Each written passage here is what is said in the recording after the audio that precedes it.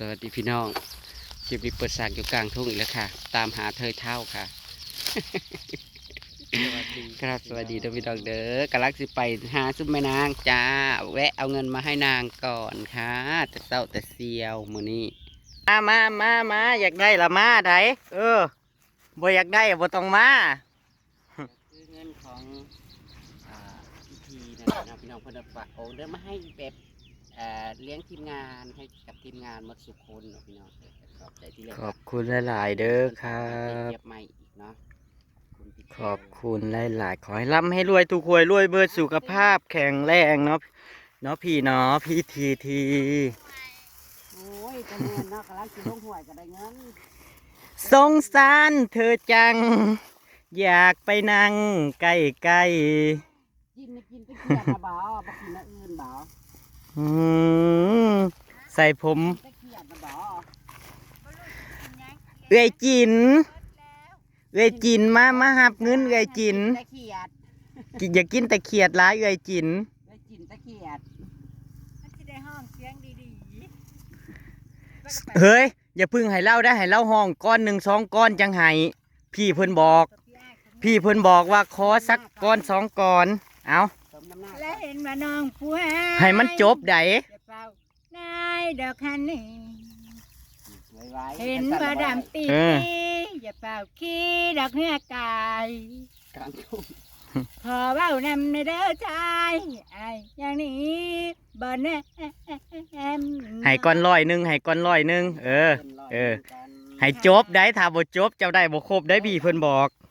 เต้ยบ้านนี้ เต้ย เว้าเรื่องนี้เจ้าผู้หาย เก็บเงินขนม เว้าน้ำอายประมอง ถูกเขาบอกว่าดี มีจังเอิญพี่น้องตามองนอกแสน สะอื่นแหน่ สมน้ำหนา ตลาดน่ะก็จะขายให้ได้เห็นเงิน อยากเป็นบ้าฮักข้าแหงวิจวรทุกฮักอีดีอ๋อลอ ไปโลดไปถ่ายคลิป แต่ อยู่ ขาวรีดตัวหนาวเปล่าบอกแค่คนไปวิ่งกันทางน้ำตายังบ่อยู่คนจะแม่กันทางน้ำตายังบ่อยู่ถ้าเอาใจอีนั่งหลุดสู่เจ็บจำใจซนเจ็บมากหล่นนะคงต้อง ยืนเฮ้ยยืนติบนั่น กะสิต้นเด้ออายเมื่อยแล้วเด้อเมื่อยแล้วเด้อ ก็บ่ได้แล้วบ่จบอีหยังวะเจ๊เจี๊ยบวอนนั่นพี่เพิ่นบอกว่าให้ร้องให้จบ ถึงจะได้ให้ติบนะเจ๊สีลีโอนั่นเด้ เอาออกมาอีกก้อนเดี๋ยวให้งัดเขาติดยังไม่ได้เบิด คือว่าให้ อันนี้ก็คือเงินของพิธีเมื่อวานนี่แหละที่เจี๊ยบยังไม่ได้เป็นคนไม่ จ้า ขอบคุณค่ะพิธีนะคะ จ้า ไปซื้อหมากซื้อปู ซื้อหมากซื้อฟู ค่ะ ซื้อเครื่องแต่งหน้า เด็กบ่มีเงินหน่อยให้เข้าไปแบ่งเอากันรถนะ อืม ง่าย ไปพี่น้อง นั่งกับลงทงลงทากลัวเขียดไส้ กินตะลาค่ะกินตะเกียบ สีฮอดอยู่หวยนั่น ฮอดแล้วจะฮอด ไปจ้าไปแล้วค่ะ มือจังเจอกันใหม่นะสาว พาไปเฮ็ดน้ำกับปุ่นไปซื้อไปจักมา ขอบคุณค่ะเด้อ ไปพี่น้อง ค่ำแล้วมาก็ได้ เอากระปุกมากินหน่อยเด้อ บอกดูเอากระปุ่นมากิน ไปบ้าน ไป น้าหวานก่อน น้าหวานพี่น้อง ยัง หูใหญ่เด้อ มันสาวกิน หูได้กับ อื คู ม ด ก็ดอกเบี้ยจ้า มันต้องแบบว่าฟังเบิ่งหน้าใดเบิ่งเด้นั่นมีน้ำมาจากแง่ลงไปแล้วก็เฮ็ดหน้าฟังเบิ่งว่ามันมีกบแล้วมันสิเป็นหน้าใดนี่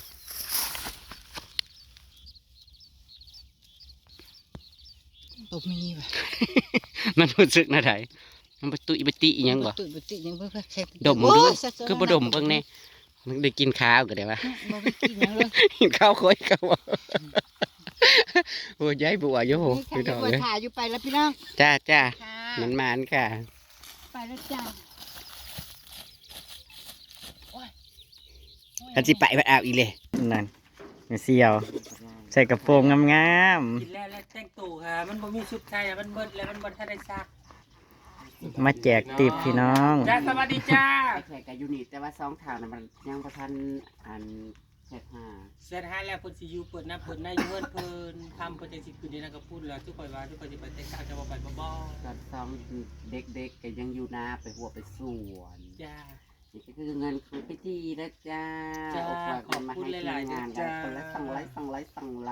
นะ บคุณ จ้า จ้า อันนี้200ค่ะ ขอบใจ ให้อยืดีมีแห้งเด้อพี่ผู้เพิ่นหา ขอบคุณค่ะ พี่ทีที PTT อ่า ขอให้อยืดีมีแห้งคิดยังก็ให้เฮงเฮง ของ รวย น ร น วย นี่ จ้า ของนนนี่เพราะว่า ขอบคุณค่ะ ผัวเพิ่นยังออกเนี่ย พี่มานี่แม่ถือ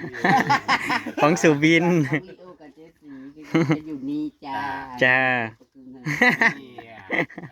สองเท่าก็อยู่นี่ก็เสีย ส่วน2เท่ากับมือหนาพุ่นละเนาะจังให้ซุเพิ่น หายอยู่ทงไปหาเขีย หาเกียรติอีกแล้ว มีคนฝากมาให้ใหม่ไปหาเขียนเป็นใจพมบ๊อบจินตลาค่ะบ่แม่นจินตลาจินตะเขียด จ้า วันนี้ตุ้ยจะพาไปทำน้ำกระปุ้นบ่ จ้า อยู่บ้านนะฮะครับ ไปน้ำคำจ้าเขาสิเคยเขาเจ้าบ่ คือจะเป็นยัง เฮาบ่เคยอีนั้นเขาสิบ่แตกตื่นเฮาอยู่บ่ สิแต่งตัวสวยบ่เว้ย พาตื่นเดี๋ยวพี่นางตื่นเดี๋ยวแต่งตัว อีเด้อเจ้าของบ้านตื่นบ่เจ้าของบ้านตื่น ก็ได้ครบกันทุกคนเนาะพี่ เออ ที่ ขอบคุณ ขอบคุณหลายๆเด้อ สุขภาพแข็งแรงร่ำรวยร่ำรวยเด้อ เจริญรุ่งเรืองเนาะครับ แต่ก็สองเท่ากับมือหนาจังสิโทษเพิ่นพุ่นละไปเล่นอยู่บ้านพุ่นละพี่น้องก็จังสิให้เพิ่นเจอกันมื้ออื่นมื้อฮื้อพุ่นนะ โอ้ยพวกนี้รวยแขกเลยวันคันยังบอก พันธุ์ทั่วครับ นั่น พันแต่แนวบดีแล้วก็เพลงอะไรพันแต่แนวบดีเพิ่นจะไปขายหมูเบิดอีกแล้วพี่น้องขายดิบขายดีบัก เจ้าหมูน้ำไผ นั่นไงนะ อ๋อเราก็คั่วคู่มือเนาะบางมื้อเห็นเราคั่ว 2-3 โตพุ่นใด จะบอกเขาว่าโลละ38-40แล้วนะ จักเด็กบ่ ของเจ้ายังจะมือสิขาย เกือบไปเรื่อย มีแต่ขาย ๆรอราคาเกือบบ่ได้ มันซ้ำสร้างกูบอก เอาก็บ่ทันได้ใหญ่แฮงเด้ ซ้ำเดินปลายบ่ยังบ่ทันได้ครบบ่อาหาร เกือบมื้อละนิดมื้อละน้อยเอา ถูกเกี่ยมือเลยนะ เจ้า ใหญ่ๆมือเพิ่น เจ้าสิได้ จะกัดกันดิ เจ้าสิได้ขายเดือนไหนซะ กันเลยๆ เจ้าสิได้ขายเดือนไหนเจ้านะ จักตั้งราคากันมันอัน ตอนนี้เขาว่า40แหละ ไปว่า นั่งตุ้ยเหรอว่า แต่ละคนเนาะ เอา คือ ไปขาย คือมือไป มื้อไปกินเฟออยู่บ้านนะ ราคาปักเส้นน่ะ38แล้วครับว่า คันได้ แม่ เท่า แม่ นั้นนะ เคียงในปักซองก็ยุดได้ยุดนำไปได้หมูขึ้นแล้วก็ยุดนั่นเลย อืม ตะเกียนคือเขาหน่อยนั่นนี่ได้หมูเป็นราคาอะไรมาเฮ็ดมันเป็นแม่เคียงอันนี้ อืม ซื้อหมูมาคั่วยุด ส่วงหมูราคามันบ่ดีเขาก็ซื้อมาขายเองอะนะพี่น้อง ครับ เขาก็ซื้อมา มาขายเองเอาบอกง่ายๆเขาซื้อมาขายเองอย่างสินะมาคั่วขายเองพอหมูเป็นราคาเขาก็หยุดพี่น้อง อืม ขึ้นในเตาะหมูเนาะ ไม่ใช่กำไรได้มันเป็นอะไรได้กำไรไหนแขกบอกใคร เอาเจ้าก็เคยได้อยู่ เป็นอะไรมาแล้วมันไม่ได้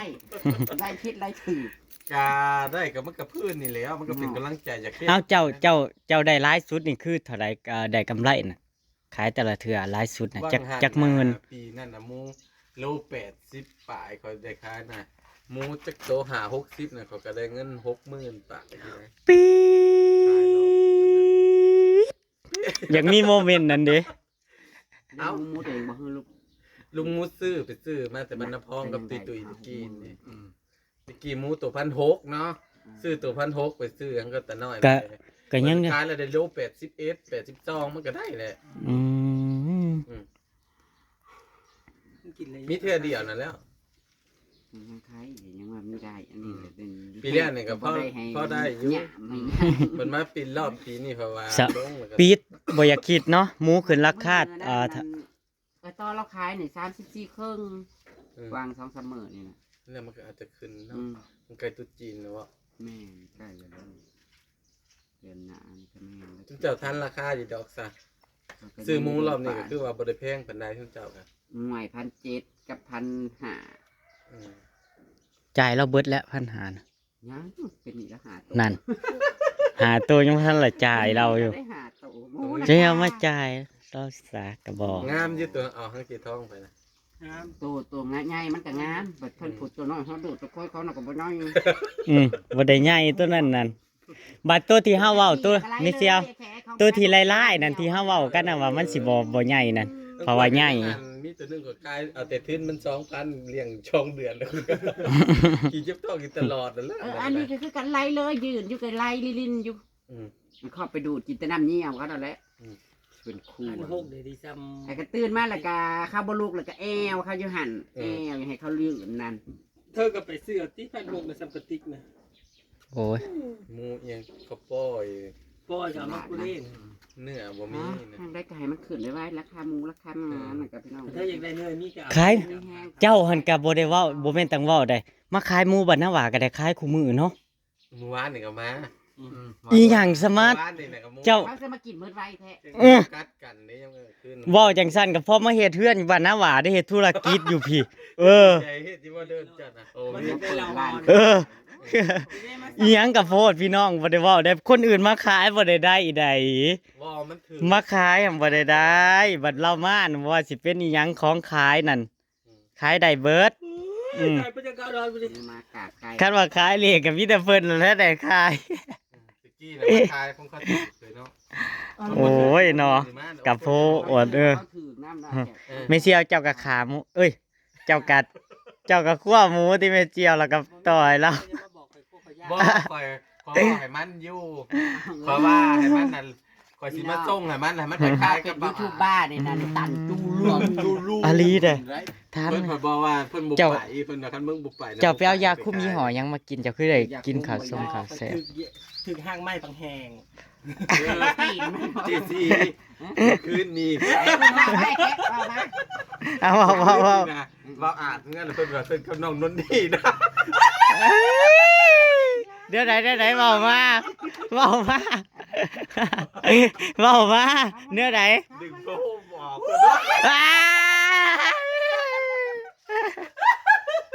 ถ้าดีพัน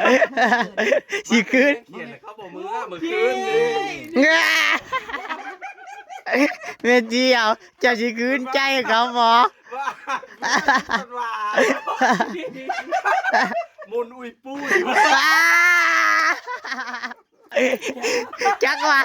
ว่าที่เขาบ่คืนมาเขานอนตื่นสวยพอเรื่องนี่บ่จักเบิดมือเบิดคืนบ่จัก เข้าผ้า เรื่องของเราเนี่ยน้อยใครอย่างเมื่อครับถึงผมขู่ไอ้คุณลูกจะเรือเลยไอ้หัวปลูกมันจะเรือเลย เจะแม่นเก่งเบิ่งเนี่ย ประสบการณ์อะไรปานนี้เรือบ่ ประสบประสบการณ์พังประตูเรือนเขาก็มีมาแล้วพี่จะแม่นนั่งเก่งเดียวเนี่ยมีการดึงผ้าห่มอีกก็ว่าคือตุยเอาเดียวนี่นั่น ไปลูกล็อกเฮือดเดี๋ยวนี้ใครอยากมือ สับเจ๊บ่ เขาก็ยังเป็นห่วงให้ลอกเพื่อนลอกซ่านเนาะผู้หญิงผู้หญิงตัวน้อยๆอยู่ผู้เดียวก็สู้เอากันนะครับ